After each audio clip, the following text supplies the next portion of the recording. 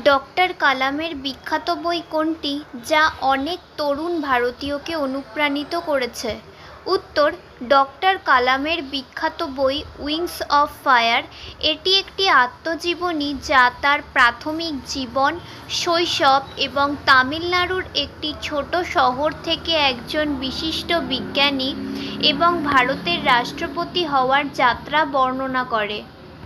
Next, doctor কালাম তার জীবদ্দশায় কোন কোন পুরস্কার এবং সম্মাননা পেয়েছিলেন? উত্তর: ডক্টর কালাম 1997 সালে ভারতের সর্বোচ্চ বেসামরিক সম্মান ভারতরত্ন সহ বেশ কয়েকটি পুরস্কার এবং সম্মাননা পেয়েছিলেন। তিনি পদ্মভূষণ এবং পদ্মবিভূষণ পুরস্কারও পেয়েছিলেন। নেক্সট, ভারতের যুব সমাজের জন্য ডক্টর কালামের দৃষ্টিভঙ্গি কী ছিল? উত্তর: ডক্টর কালাম যুব ক্ষমতায়নের একজন জোরালো সমর্থক ছিলেন এবং ইতিবাচক পরিবর্তন আনার জন্য তরুণ ভারতীয়দের সম্ভাবনায় বিশ্বাস করতেন।